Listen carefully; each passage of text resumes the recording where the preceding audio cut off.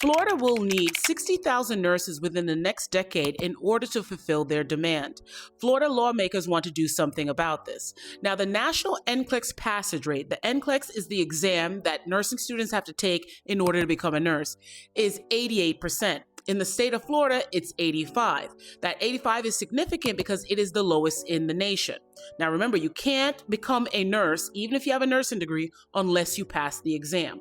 Now, the bill that the lawmakers in Florida are proposing would require the following: health department inspections, shortened probation periods, hold program directors accountable, and mandates tuition refunds if 30% of students fail their nursing boards. Now, I host a live where I go over the nursing application process at least once a month. If you're not tapped in, make sure you go ahead and set your notifications and give me a follow, because the people that are usually in my lives, we go through this all the time. This is nothing new for us. Now, the other day I was on live, we discussed this.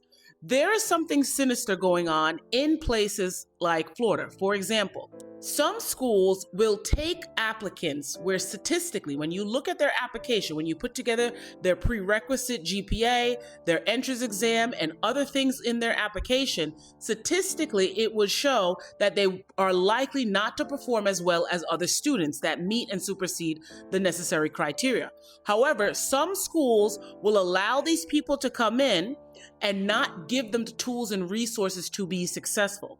Now, all nursing schools have a weeding out process, right? Not everybody that starts finishes, but in certain schools, they will take the applicants that are not necessarily ready for nursing school, knowing that they're not necessarily ready, and then set them up for failure by not giving them the necessary resources. And I think that's where that 30% tuition reimbursement comes from, to encourage the schools to prepare their students. Remember, the NCLEX is a safety test, right? Nursing school is safety school. Why are you paying all this money to go to safety school if they're not going to prepare you for the safety test? I think this bill can very likely be a good thing. If I were to have my way, though, and the nursing powers that be saw this video, what I would ask for is a way to get more flexible nursing programs. What I mean by that is we need more bridge programs for LPNs. We need more bridge programs for allied healthcare workers. We need more programs for working adults, right? We need programs that take advantage of the full 24 hours in a day. Sometimes it's just impossible to work full time and go to nursing school. Let me know what you think down in the comments. Do you think this proposed bill will help with the demand,